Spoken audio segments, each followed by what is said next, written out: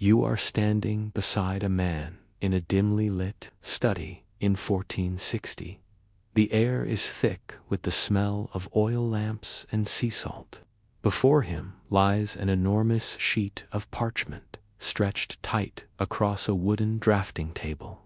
The portolan charts used by Mediterranean sailors were technically impressive, downright accurate along familiar coastlines, but the moment one wandered too far west or south, the lines began to wobble and new shapes crept in. Islands floated where none existed, continents twisted into uncanny proportions. But the true delight came not in what was known, but in what was not. Royal patrons and wealthy scholars ordered hand-painted maps that looked less like tools of navigation and more like windows into a world of wonder. This 13th-century creation was more a theological statement than a chart for sailors. Yet its influence bled into later cartographic tradition. Along the borders, you find monstrous races, men with dog heads, people with one giant foot they used as shade, and headless humans with faces on their chests. These weren't jokes, they were attempts at encyclopedic truth, drawn from classical sources like Pliny the Elder or medieval bestiaries. Mariners and mapmakers alike recorded sightings of strange sea creatures, some undoubtedly real, like orcas or giant squid, and others clearly fantastical. What may have been the dorsal fin of a basking shark became the spine of a sea dragon. A pod of manatees turned into mermaids. The unknown was not to be feared, but illustrated lovingly. In many medieval maps, they're drawn as indistinguishable from islands leading to tales of sailors landing, lighting fires, and only realizing their mistake when the island dived into the sea. He leans in with a quill, tongue tucked in concentration, and carefully scratches a curl into the spine of a sea serpent. An admission, and others simply adapted. They continued adding monsters, but now they added realistic ones. Though enormous and slow, it was no myth. It was hunted to extinction within a few decades of its discovery, but not before it made its way onto maps as proof that the sea was still strange and full of wonder. We do not know what lies here, but something must, and so they filled it. Instead, it retreated to the edges once more, further south, deeper west, onto the coasts of unvisited islands or the frozen mysteries of the north. Not because he's seen one, but because there's simply nothing else to put there. The coastline ends. The known world ends, and so the dragons begin. The dragon's tail was pushed a little further to the right. A coastline appeared that wasn't supposed to be there. A new cape, carefully notated in Latin or Portuguese, suddenly sliced through the water where a mermaid once swam. This was the strange logic of medieval and early modern mapmakers. For the first time in centuries, mapmakers had to revise, not just decorate. In a world not yet fully measured, imagination filled the gaps. The phrase "Hic sunt dracones," here be dragons, is more myth than regular annotation. Yet the sentiment behind it is historically grounded. The 1439 Carta Marina by Olaus Magnus is a prime example. Filled with whales mistaken for islands, sea monsters battling ships, and walruses wielding tusks so enormous they were confused for elephant ivory. These maps were equal parts geography and gallery. For 15th-century cartographers, the ocean beyond Europe's reach was not a blank canvas. It was a challenge to be filled with speculative monsters, half-heard sailors' tales, and theological guesswork. Let us begin in Europe, where the craft of map-making was still more art than science. Map-makers, especially those creating maps for display rather than navigation, delighted in embellishment. And the audiences for such maps were often elite, literate men who'd never sailed a league in their lives. Take the so-called Ebstorf map, a circular mappa mundi that placed Jerusalem at the center of the world. The moment we look closely, though, we start to see how each of these maps also reveals what its creators knew and didn't. A dragon drawn in the margins isn't only a flourish, it's a label of absence. Interestingly, the act of drawing sea monsters wasn't entirely arbitrary. Even whales became symbols of fear and mystery. But what happens when mapmakers began encountering real new coastlines that were nothing like the ones they imagined? That moment was beginning to arrive in the mid-15th century, as Portugal's Prince Henry the Navigator pushed exploration along the West African coast.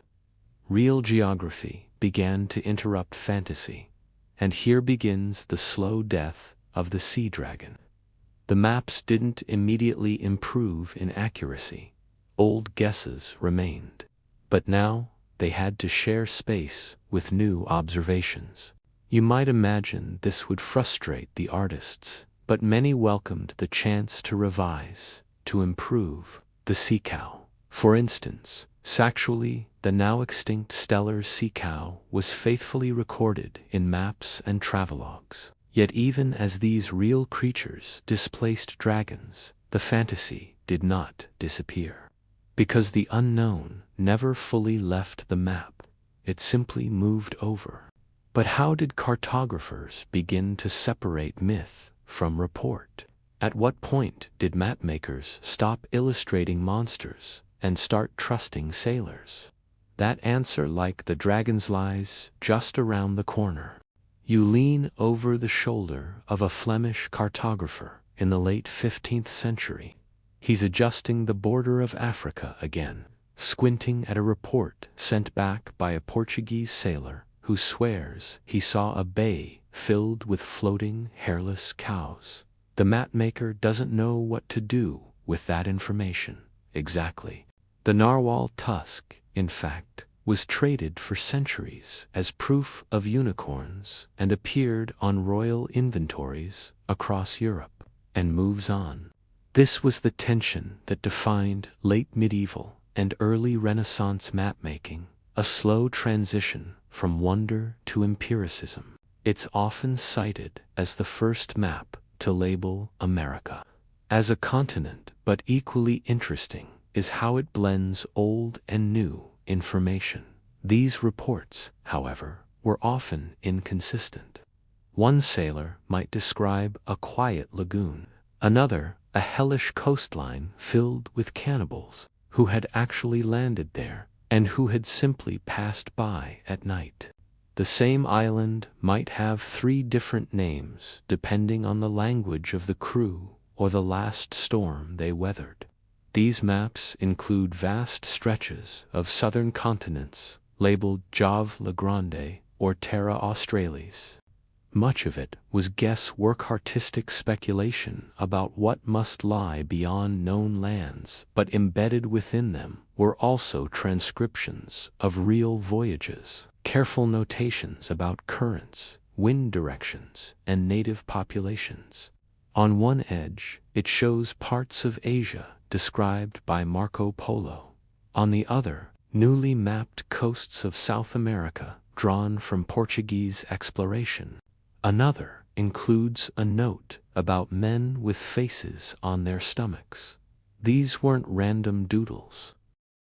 One rooted in Europe's unique mingling of Christian cosmology, classical revival, and a deeply human fascination with the monstrous, because they stopped believing in them necessarily, but because space was needed for ports, currents, and coastlines.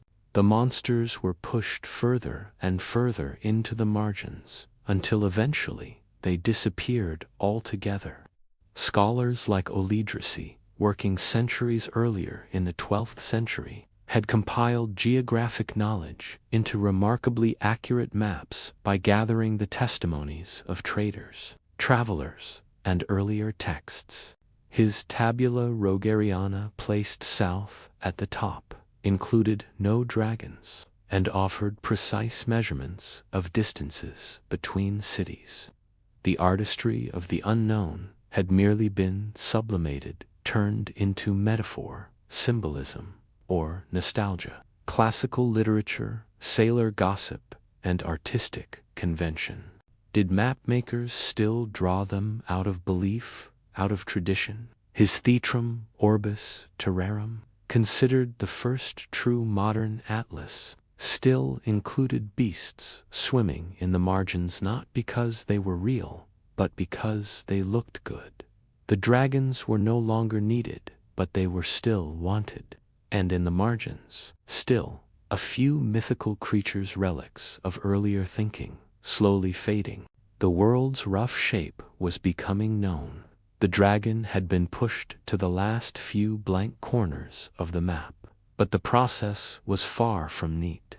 The rediscovery of classical texts during the Renaissance brought with it an eagerness to reconcile ancient descriptions with new discoveries. The maps produced for Admiral Zheng He's voyages were practical, if now lost, and focused on coastal landmarks, safe harbors, and trade routes. They prioritized function over flair. If a creature wasn't useful for navigating a ship, it didn't appear. The temptation to align them with these classical creatures was immense. In the 15th century, the world was in flux, not just geographically, but intellectually. If a sailor described a great beast with a horn on its snout, it might be labeled as a unicorn, especially if it was seen only briefly in poor light from the deck of a creaking ship. On the other, they were beholden to their patrons, many of whom wanted the mysterious and the marvelous. An entertaining one, filled with wonders and colored in rich vermilions and gold leaf, could hang proudly in a noble's study or cathedral hallway. These weren't just navigational tools. They were status symbols, part encyclopedia, part storybook. Mapmakers walked a delicate line. The 1507 Wald-Siemler map is a landmark in this transition. As knowledge spread and sailing became more precise, explorers began sending home written reports, logs, letters, even sketches. Mapmakers had to choose which account seemed more believable. A good example of this shift can be seen in the Dieppe maps, a series of beautifully illustrated French charts from the 1540s. Even so, mythical elements crept in. One Dieppe map shows a unicorn grazing near a coastline, but not all parts of the world were seen this way. In the Islamic world, cartography had developed along a different path. Likewise, Chinese cartography under the Ming Dynasty was driven by state needs. Some sea charts still contained decorative compass roses, windheads with puffed cheeks, and mythical symbols tucked into decorative cartouches, but by an engraver and artist named Abraham Ortelius. In this way, map-making evolved, but sentimentality endured. By the early 1600s, explorers had reached the southern tip of Africa, the coastlines of North and South America, the straits of Southeast Asia. But did anyone truly believe in them anymore? That question, one of faith, of habit, and of historical residue, serves its own map of inquiry. You're standing now in a quiet print shop in Amsterdam. Around the year 1630, the air smells of ink and parchment. Wooden cases filled with metal type line the walls. A copperplate map is drying on the rack, beautiful, precise, detailed. Its coastlines curve neatly. Its rivers are labeled with care. There are tiny drawings of ships, yes, but no dragons. Not one. By the 17th century, the age of dragons on maps was effectively over. This section marks the final transformation of maps from expressions of myth and curiosity into instruments of precision. Not because people stopped loving stories, but because the world was slowly being measured. They didn't want to know where the griffins roamed. They wanted to know how far to the Spiceport, and which reef might wreck their hull. Empires, commerce, and the rise of practical maps, the decorative elements were confined to borders or title boxes. The central focus was the grid, the bearing, the coastline. As European empires expanded, accurate maps became tools of power. But these were no longer claims. They were nods to tradition, to nostalgia, to the theater of the unknown. Colonial administration, taxation, naval dominance, and long-distance trade all depended on reliable geographic knowledge. Dragons and sea monsters, delightful as they were, offered no help in locating safe harbors or assessing trade winds. In many ways, it remained as vast and perplexing as ever. But the approach to mystery had changed. The uncharted was now something to be surveyed, not embellished.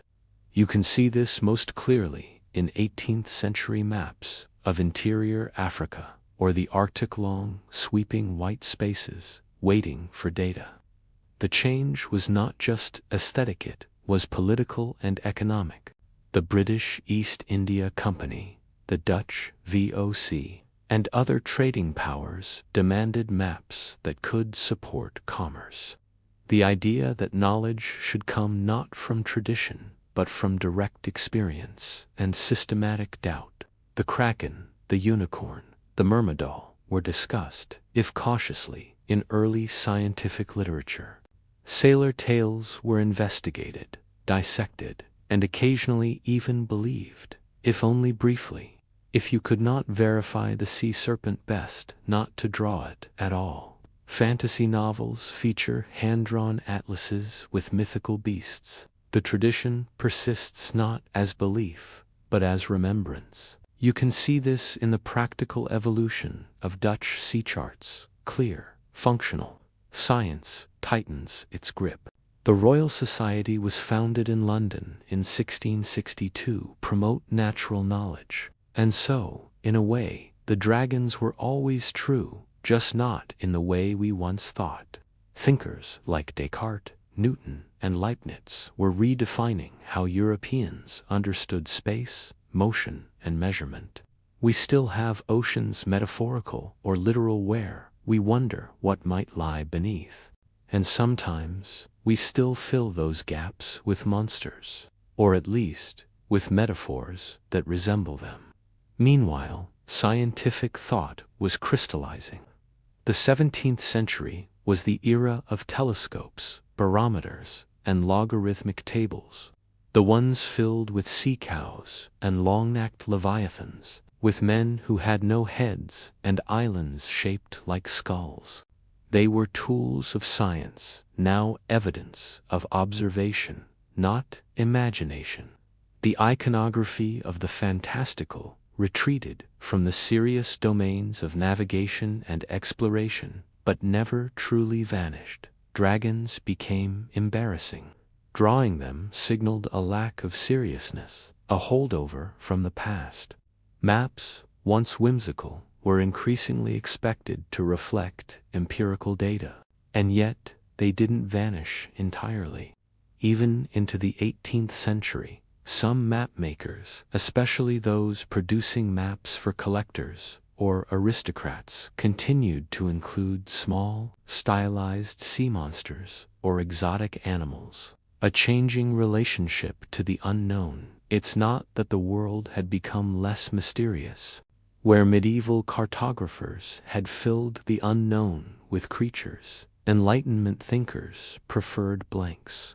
It was no longer enough to imagine what might lie there. You had to go and measure. This shift reflects a deeper philosophical change, the birth of modern skepticism. Yet the creatures lingered. But, curiously, even as the dragons disappeared from sea charts, they found new life in the world of natural history. Collectors and scholars, like Carl Linnaeus, catalogued known species and sometimes left curious placeholders for the uncertain. This is how myth bled into science, and how sea monsters quietly shifted genres from map iconography to biological puzzle. And in the margins of everyday life, the dragons remained too.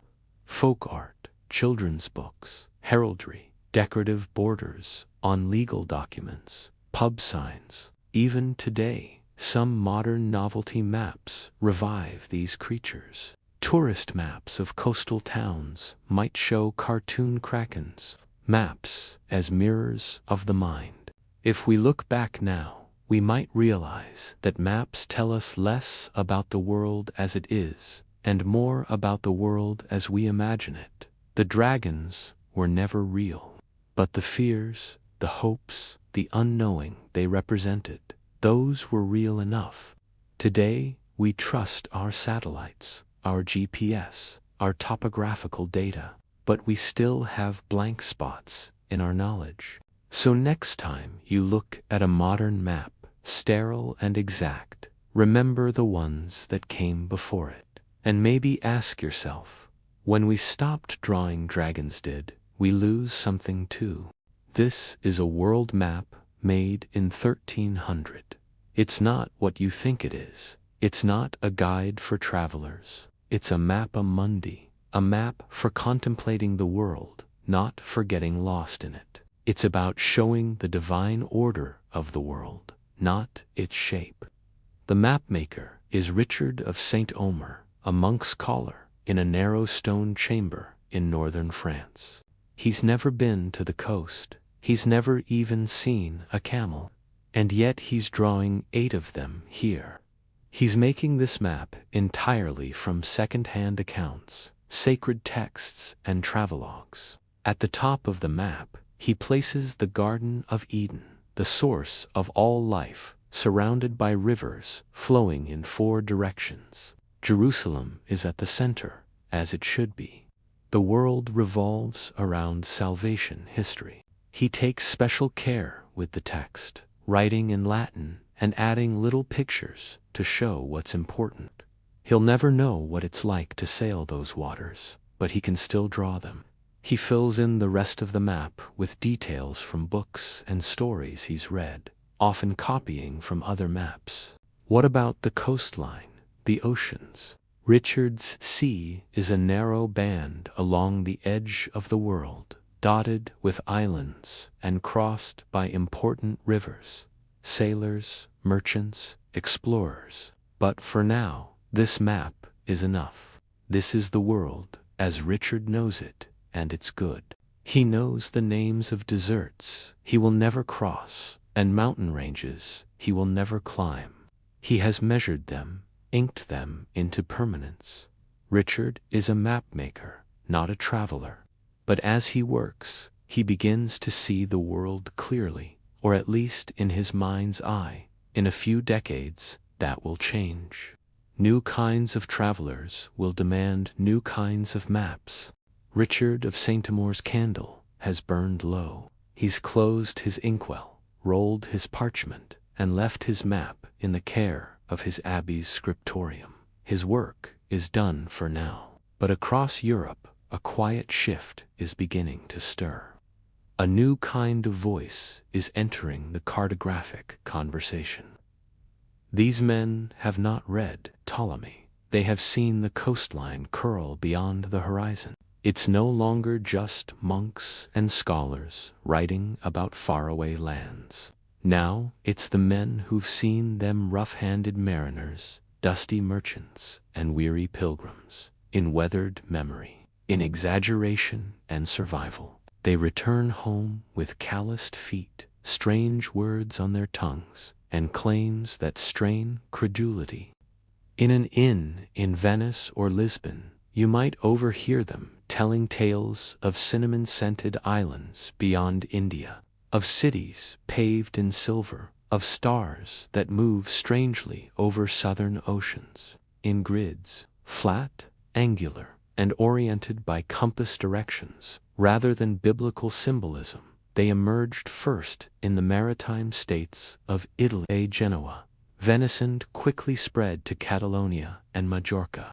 They didn't care whether Eden lay in the east or whether unicorns grazed in India.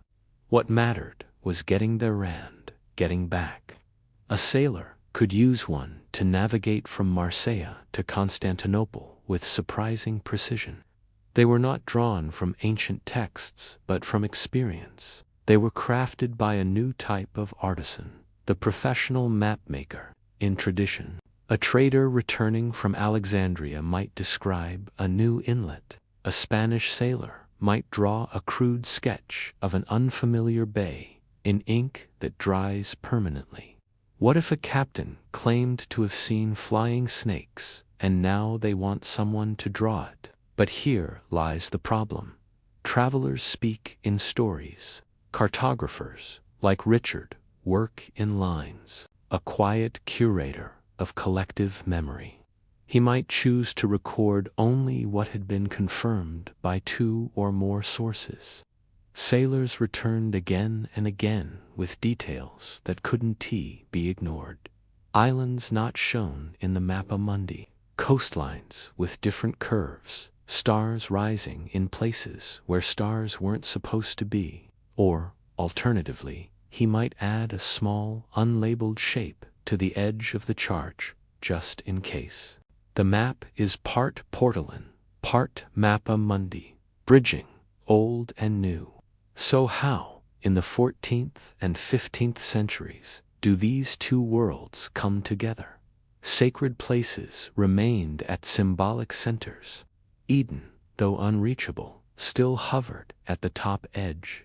One answer lies in the rise of Portolan charts, some of the most accurate and fascinating artifacts of late medieval Europe. Portolans, the practical cartographers' revolution. If a traveler's story contradicted a saint's manuscript, Richard sided with the saint. Future mapmakers, unsure whether it existed, might include it just to be safe. Sailors would then look for it. Some might even think they saw it. Unlike the theological, circular Mappa Mundi, Portolan charts were designed for use aboard ships. Portolans were functional. They showed coastlines, harbors, currents, wind directions. Or Antillia, the island of 7 cities, shown on 15th-century maps west of Portugal. Sailors searched for it, reported it, believed in it, and the maps were shockingly accurate. But he also adds elements of myth and politics. Illustrations of Marco Polo, mentions of Prester John, drawings of exotic animals. Still, most of these charts did not come from the sailors themselves.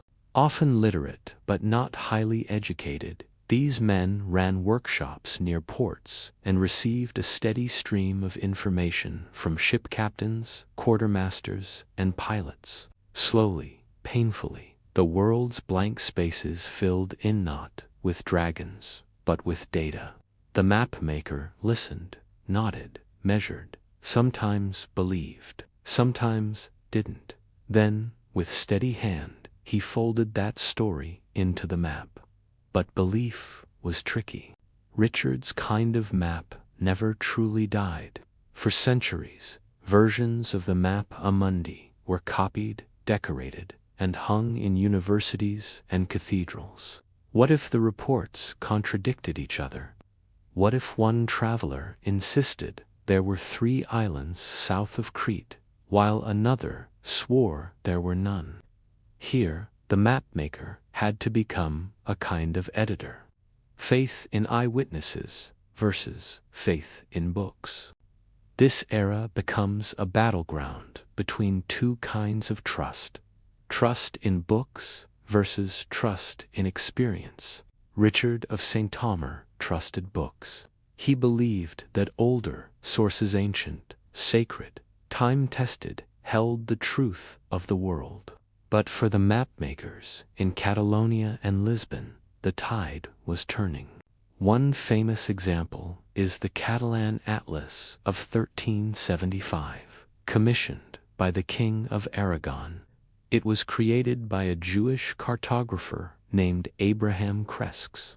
Cresques includes real geographic details, trade routes, wind currents, ports. It's a layered map reflecting a world where some truths are seen and others are still imagined. And this hybrid approach became common. Even as empirical data crept in, medieval mapmakers hesitated to erase the past. Dragons and dog-headed men lingered in the margins, printing repetition, and the solidifying of errors. Another issue begins to emerge in the late 15th century: repetition. As printing technology spread, it became easier to copy and distribute maps. This democratized information, but also entrenched errors. If one sailor misremembered an island, and one cartographer drew it in, that island might appear on hundreds of copies. The phantom island becomes real through repetition. This happened with places like Hybrosila, mysterious land off the coast of Ireland, that appeared on maps for centuries despite never existing, and all because a mapmaker once inked it in. A fragile partnership. The relationship between traveler and cartographer was never easy. Sailors resented being doubted.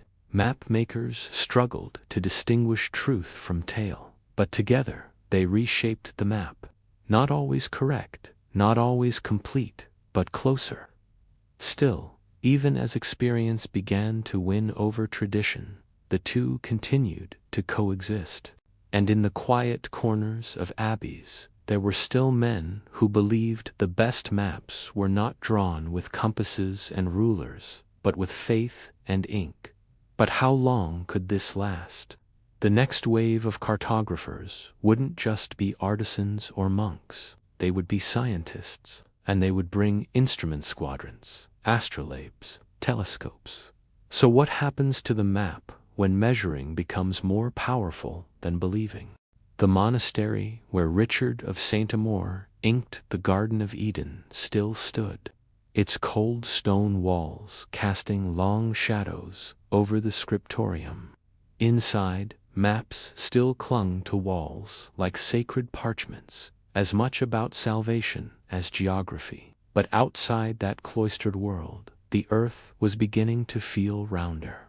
The nature of mapmaking underwent a profound transformation. Not it came, fittingly, with paper and ink, because people stopped believing in dragons or Eden, but because the evidence of their absence became too overwhelming to ignore.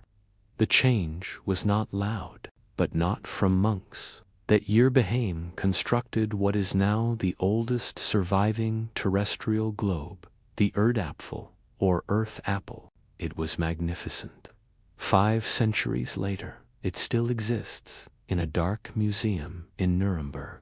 There's no Atlantic Ocean, no Americas, no hint of what lay west, covered in carefully painted parchment. It represents a world shaped by classical geography and medieval assumptions, but not by actual exploration. The Americas were still a rumor, a blank. So the Erdebach shows Asia stretching nearly to the coast of Portugal. But Martellus, influenced by Marco Polo and perhaps even some early sailor rumors, pushed it eastward into open water. And yet Behaim had tried to incorporate new data: Marco Polo's journeys, tales from Portuguese sailors, snippets from recent Portugans whose travel accounts were seen as more precise than Columbus's. They were becoming working documents of discovery. It is, in essence, a final snapshot of the old world view rendered obsolete mere months after it was created. His work, like Behaim's, attempted to reflect a synthesis of classical knowledge and traveler testimony. Henricus Martellus and the Edge of Certainty. But Martellus did something daring.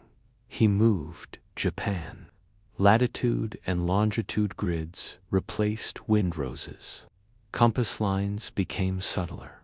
The colors became paler. The monsters rarer. Earlier maps placed Japan too far north and far too close to the Asian mainland. He didn't know it yet, but he was clearing space on his map for something he couldn't name: the New World. His famous Mercator projection, which revolutionized how navigators saw the world in 1569, was based not on personal travel, but on compiling, reconciling, calculating. They read, they believed, or didn't, they decided. In 1507, he published a map that named the new continent America after Amerigo Vespucci. They were shiplogs, astronomical tables, observations written in ink smeared by salt air. But the core shift was this: maps were no longer reflections of imagined truths. They told us how to live, not just where to go. The quiet disappearance of dragons. As more coastlines were explored and described with increasing precision, the marginalia of monsters began to disappear. Not all at once. In fact, as late as the 16th century, elegant atlases still featured sea serpents, kraken, and fish with cityscapes on their backs. But by the 17th century, maps began to take on the tone of science. In its place, empty space, waiting to be filled. The desk was never truly left. Here's the curious truth. Even as maps improved through exploration, the cartographer still didn't travel. Even Gerardus Mercator, arguably one of the greatest mapmakers of all time, never left Europe. These men continued Richard's tradition. They listened, and just like Richard, they made judgment calls. Was this coast really shaped like that? Did this sailor exaggerate the curve of the bay? Could that constellation truly be seen from that latitude? They were still map-making at desks, but the desk was now connected by compass, quadrant, and report to the horizon itself. What was lost, what was gained there, is something undeniably beautiful about Richard of St. Thomas' world. His maps were stories, symbols, prayers. In losing dragons, we gained data. In losing Eden, we found longitude. But maybe we lost something else, too. In maps that showed everything with precision, we forgot how to wonder about the edges. We stopped asking what lay beyond the known. Or maybe, just maybe, the spirit of Richard survives not in believing what isn't there, but in quietly insisting that every map is incomplete. Because even today, there are places our instruments can't reach. The ocean floor, the dark side of the moon, the human mind. And maybe the next mapmaker won't be a monk or a sailor, but a coder, drawing new dragons in digital space. So when you next look at a modern map, calm, clean, gridded, remember Richard, who never left his desk. And ask yourself, what are the dragons we've stopped seeing because we no longer expect them to exist? Imagine, if you will, the great palace of Constantinople. Not the crumbling ruins it became in later centuries, but the sprawling, tile-inlaid, incense-scented nerve center of the Eastern Roman Empire in its prime, let's say, sometime in the 9th century. Beyond the golden mosaics and the bustling courtyards, there was a quiet room where no visitors were allowed, and very few courtiers wanted to go. It wasn't a treasury, it wasn't a chapel, it was a record room. And in this quiet room, a man named Nicatus, the chart keeper, sat hunched over a desk, surrounded by scrolls, wooden tubes, wax tablets, bits of string, tiny lead seals, and an awful lot of shelves. He wasn't a general or a statesman. He probably wasn't even allowed to wear the purple shoes of imperial favor. But Nicetas was the reason the empire knew who owned what land, which tax had been paid, and when the Bishop of Trebizond had last filed a grievance about his stipend, Nicetas, in short, knew where everything was filed. And in a world long before manila folders, paperclips, or alphabetized drawer systems, that was nothing short of bureaucratic wizardry. The problem of empire. Too many papers, nowhere to put them. The Byzantine Empire, like its Roman predecessor, was famously obsessed with administration. At its peak, it employed thousands of scribes and officials to document landholdings, military rosters, trade receipts, diplomatic missives, and ecclesiastical disputes. But scrolls were difficult to organize. You couldn't stack them easily. They rolled off shelves. They lacked title pages, but the tools available were ... limited, durable, yes, but expensive and difficult to store. There was parchment, made from scraped and stretched animal hides. There were scrolls, the default format for documents before the codex became widespread. There were also wax tablets, reusable and excellent for short notes, but bad for long-term record-keeping. In short, Byzantine clerks were drowning in information, with no formal system for organizing any of it. So what did they do? They invented a kind of protofiling cabinet. Scrolls or parchments were rolled, then tied with linen cords, and tagged with small notes, sometimes wax seals, sometimes bits of wood or leather identifying their content. Another related to a land grant might be marked with a square symbol and tucked into a bundle tied with red thread indicating it came from the imperial chancery. Within those, vertical layering was used. Older documents at the back, newer ones at the front. Not the drawers, fan folders kind you might picture in a 1980s office. Nicetas might have been able to locate a decree issued 24 years ago by a now-dead emperor about wheat tariffs in Cyprus in under 10 minutes. And yes, they had a code. It wasn't alphabetical Greek, didn't lend itself easily to that, but rather categorical and contextual, but a carefully structured system of labeling, bundling, hanging, stacking, and sealing, all designed to retrieve the right piece of information quickly, without chaos. Strings, tags, and the Byzantine bundle system. Nicetas and his colleagues used what modern archivists might call the Saccos method. They just called it not letting the entire empire grind to a halt. A Saccos wasn't a literal baguette, referred to bundles of documents organized by theme, date, or sender that took time, money, and scribal labor.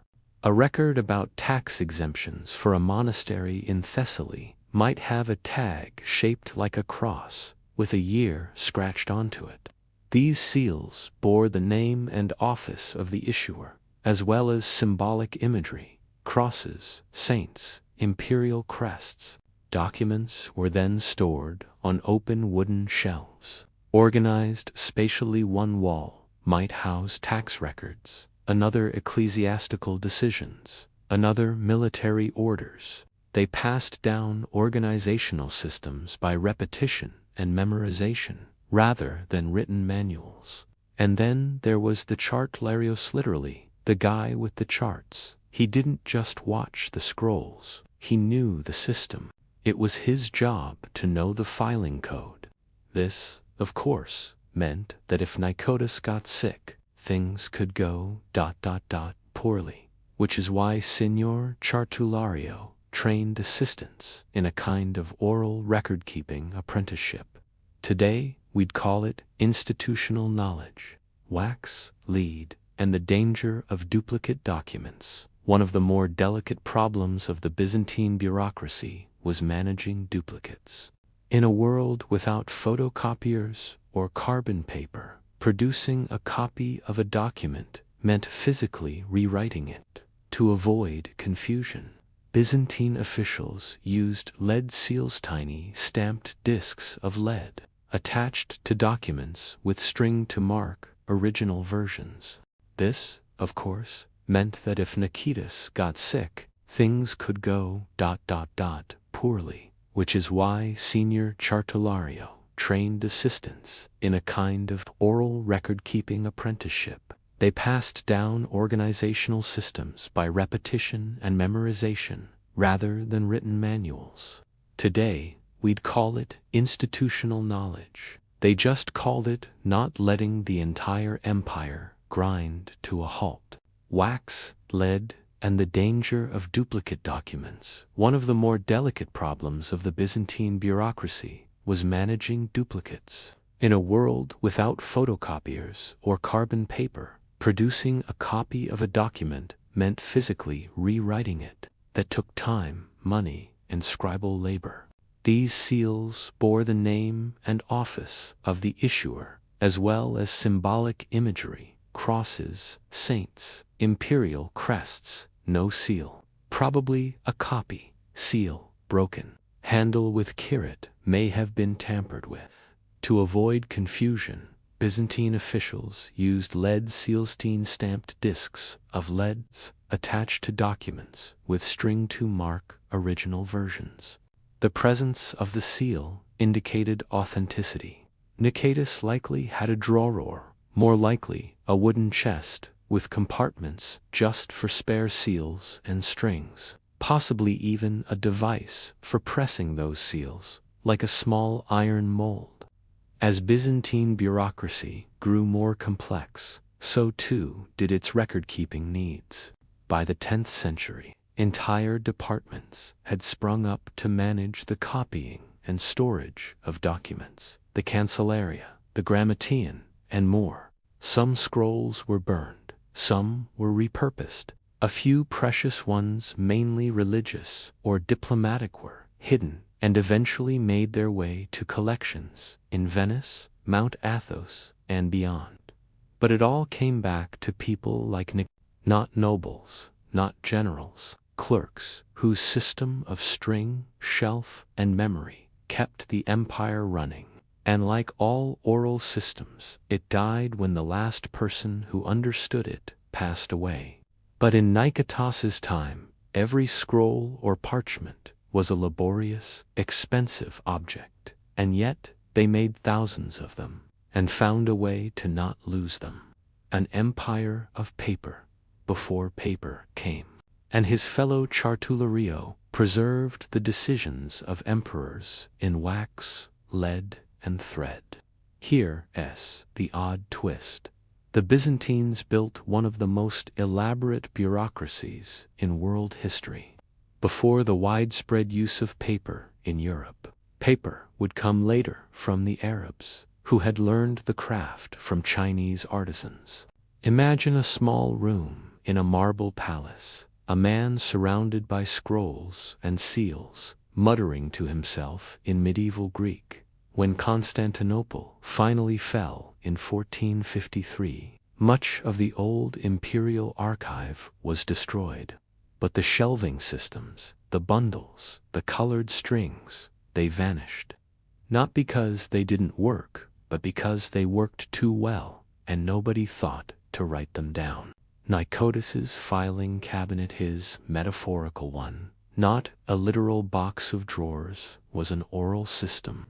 So what did we learn from Nikitas? Modern archivists might scoff at scrolls tied with red string and sorted by intuition.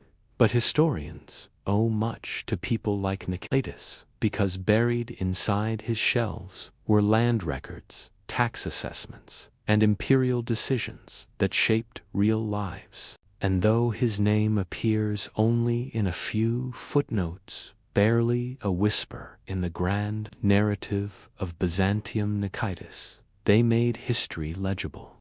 So next time you open a filing cabinet or click a folder on your desktop, pause for a moment and ask yourself, what systems are we using today that work so well, we'll forget to write them down? If you had entered the record room of the Great Palace in the late 11th century, you might have found it noticeably less serene than in Nicotus's day. Dust motes still floated in the shafts of sunlight. The scroll bundles still hung in their place along the walls, cords neatly knotted, seals intact. But there would have been more voices now, louder voices. Factions within the Byzantine court had begun developing their own filing customs. The church had one, the military had another. Even provincial governors had their own scribes, their own colors of cord, their own seal shapes. Younger scribes, murmuring or arguing over a misfiled tax exemption or a seal that didn't match the sender. Imperceptible at first, but cumulative. The room hadn't changed. The empire had. But increasingly, Byzantines began using codicized early books made of bound parchment or vellum for storing records, edicts, and theological writings. Nicotus's tidy system was still in use, some version of it, at least, but now it had competition. The centralized record-keeping that Nicotus helped maintain had begun to fracture. Quietly, not unlike a slow leak in a ship's hull. In the midst of this growing complexity, one new tool began to change the way Byzantines filed their knowledge. That tool was the codex. The codex cometh. This lent itself especially well to ongoing records, like annual tax updates or recurring diplomatic correspondences. Up until the 10th century, scrolls were still the dominant format for preserving information. The codex had distinct advantages. It was easier to store flat. It could be opened to a specific page, no need to unroll and re-roll. You could add marginal notes, index it, even cross-reference sections. For record keepers, this was revolutionary. A skilled scribe needed to know which documents lived in which format, where they were stored, who had sealed them, whether they had been copied, and if so, whether the copy had been approved. Suddenly, instead of stringing a scroll and hanging it with a tag, you could open a ledger and write an entry directly into a blank space. But the codex didn't eliminate Nicotus's world. It overlapped with it. No one knows why. It may have been a missing courier, an unsealed document, or simply a scribe who misfiled the bundle in the wrong alcove. Now, a typical Byzantine record room, especially in wealthier monasteries or government offices, had a combination of scrolls in bundles, codices shelved in boxes or cabinets, wax tablets for quick memos. The original document was eventually discovered in a small local archive, still tied with green cord indicating ecclesiastical origin, but never entered into the imperial ledger. Individual parchment sheets, sealed and stacked by topic, managing all four formats at once, required not only physical space, but also mental discipline. But this came with new risks, discrepancies between versions, which was genuine, that depended on the seal, the handwriting, the string, the storage method. Everything Nicotus's system had been designed to control. This was the golden age of bureaucratic multitasking, perhaps, but essential. When the filing went wrong, bureaucratic mishaps and lost edicts, despite their best efforts, Byzantine record keepers sometimes failed. For instance, in 1093, a bishop's decree from Chonei, authorizing a land donation to a nearby monastery, was not properly recorded in Constantinople. The result, but the effect, was to compartmentalize record-keeping, shifting the burden of total system knowledge from one man like Nicotus to a bureaucratic network, a legal dispute that dragged on for 2 generations, causing no small amount of stress to both monks and landholders. Small mistakes like this had real consequences: lost tax revenue, stalled construction projects, even diplomatic embarrassments. Which is why by the 12th century, Some imperial departments began maintaining duplicate archives, one for the capital, one for the provinces.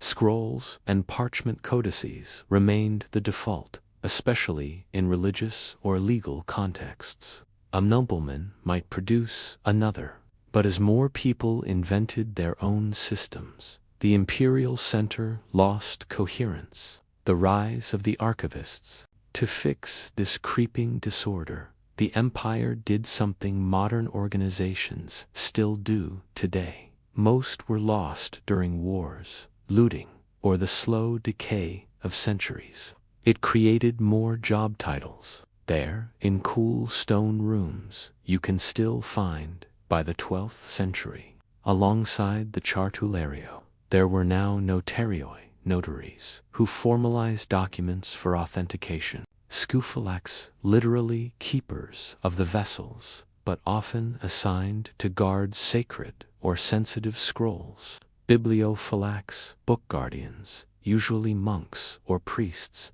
tasked with watching over codices in religious contexts. Archivari, emerging clerks, who specialized in copies, often working in monasteries. These roles often overlapped and weren't always clearly defined. This wasn't necessarily more efficient, but it was safer. If one clerk got sick, others could pick up the slack. Still, the system remained remarkably analog. Paper had arrived by this point, but was used sparingly. Even as European kingdoms adopted paper ledgers and filing boxes, the Byzantines clung to the string seal shelf medulla, sign of continuity, perhaps, but also of conservatism. In many ways, Nicetas's spirit lived on. But now it lived in a room with 4 other clerks, each defending his own wall of bundles. A glimpse into a surviving archive today. Very few of these Byzantine filing systems survive intact. But one remarkable exception gives us a tiny glimpse: the Mount Athos monastic archives, preserved in Greece. Some of these monasteries founded during the Byzantine era and still active today maintain centuries-old documents in near-original storage. Scrolls bound in leather cords, codices with embossed covers, lead-sealed parchment documents stored in wooden drawers, wax tablets with faded scribbles, carefully preserved. The filing systems here are direct descendants of those used in the Great Palace. And while they are now digitized for modern use, the original logic Nicetas S. logic is still visible in the way monks speak about the red bundle, or the west cabinet, or the second seal, which makes you wonder how much knowledge survives simply because someone remembered where they left it. By the time the 15th century dawned, Nicetas's once revolutionary filing system had become something of a charming relic, familiar, respected, but increasingly impractical. The world around the Byzantine Empire had changed. Gunpowder, movable type, and maritime maps had begun to reshape the way information flowed. Empires to the west, Venice, Aragon, and later Portugal had begun charting the unknown with ledgers and diagrams, whereas Byzantium's strength remained bound to tradition, to parchment, to seals and string and scrolls hung on wooden pegs. And yet the imperial bureaucracy carried on. Even in its last decades, Constantinople was still governed by edicts written in careful, minuscule script, still preserved in rooms that bore more resemblance to monastic libraries than to anything resembling a modern office. One such room, according to a mid-15th century traveler's account, still employed an older scribe whose job was to check seals against an official master seal catalogue, a massive bound codex of lead impressions and wax tablets. Each entry, decades old, was cross-referenced by cord color and location in the shelf hierarchy. It took him 3 full days to confirm the validity of a land deed. April 1453. The filing room under siege. As Ottoman forces began their siege of Constantinople in April 1453, the imperial chancery kept operating. Letters were written, copies made, scrolls filed. That's how deeply embedded the system had become. Filing was as essential as food or prayer. Some scribes had already sent key documents, titles of land, marriage records, old treaties out of the city to monasteries at Mount Athos or Meteora, hoping to preserve what they could. Others remained at their posts, nothing dramatic, just numbers and a note about a shipment delay. Even as cannon fire echoed across the Bosphorus and smoke curled into the sky, filing continued. The filing cords, unknotted after centuries, disappeared into the dust.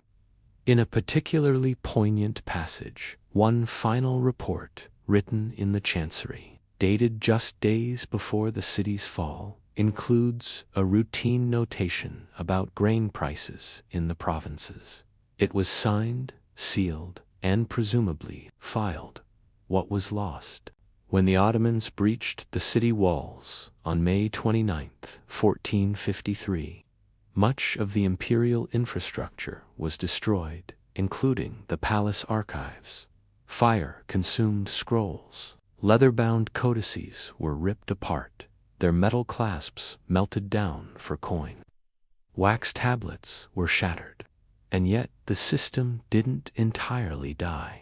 Many of its principles, categorization by seal, preservation by copy, file duplication, shelf indexing, had already been exported quietly into the libraries of Europe and the scriptoria of Orthodox monasteries.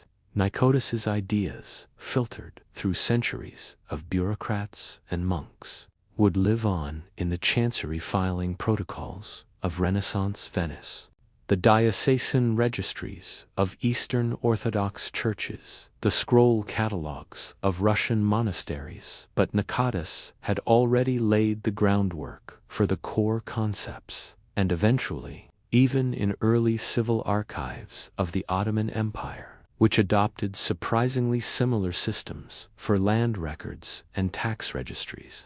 The logic of where does this document go and how will we find it again had become universal. The proto-filing cabinet, it would be tempting to imagine Nicetas as the inventor of the modern filing cabinet. He wasn't, not exactly. The vertical steel cabinet with folders and tabs wouldn't appear until the 19th century, born from industrial era needs, cared for, understood not as a static vault, but as a breathing organism of knowledge. Consistency in storage, and pull out a folder with a stamped label, a date, and a color-coded tabure, seeing the long shadow of Nicodemus's world. People to train their successors, pass down unwritten rules, and correct mistakes. The quiet, methodical care that understands that knowledge, no matter how small or slow, must be kept to be remembered. Accessibility through labeling, security via seals, cross-referencing, using material cues. And just like modern file systems, physical and digital alike, his method relied not only on technology, but on people. People to remember which seal meant what. People to follow the system and not invent shortcuts. Nicodemus's genius wasn't just about parchment or strings. It was in realizing that any archive, to be useful, must be lived in. A very quiet legacy today, if you open an old metal file drawer in a courthouse. If you open your computer, sort your files by year, and find a document by keyword U, redoing something remarkably similar to a 10th century Byzantine scribe in the candlelit corners of the great palace. You're continuing a tradition not of innovation, but of care. So the next time you drag a folder into another folder, or label a document, final_v2_really_final, Consider this. Somewhere, Nicetas is nodding in approval.